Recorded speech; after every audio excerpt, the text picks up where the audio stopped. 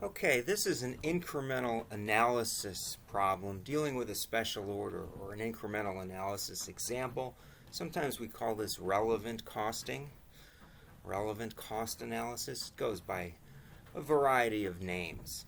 Now, rather than having me read it, what I'd like you to do is pause the video and read the material that you can see in green on the screen so that you have an idea of the cost involved and what the question is all about.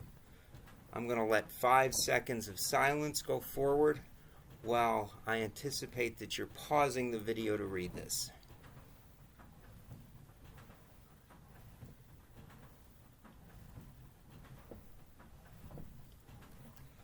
Okay, so here's how you would answer the question, how much will income change if Hoffman accepts the special order?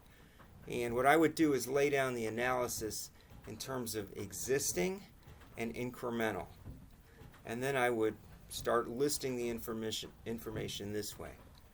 Okay, here's our volume and what the costs are, and then from there we can determine the difference between the two. So existing sales, $650. The incremental, it was $425 was the selling price per 1 unit. And we were looking at making 1,000 and an incremental amount of 200 units.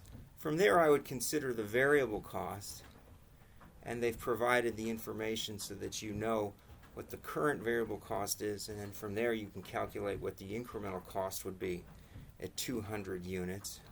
And you have to think through when they said there was variable or not, 30% variable for manufacturing overhead, so that number is certainly not going to be equal to the existing overhead number. Okay, and then selling, they said no cost assumed at all for the special order, and the administrative cost, 10% of it would be variable. And from there you can calculate what the total costs are, and from there subtract the cost from the revenue, and you can calculate the income from the operations. And the bold number, 18,600, is the answer. How much will income change if Hoffman accepts the special order? Okay, feel free to pause the video if you want to follow the logic. Make sure you understand where the numbers come from.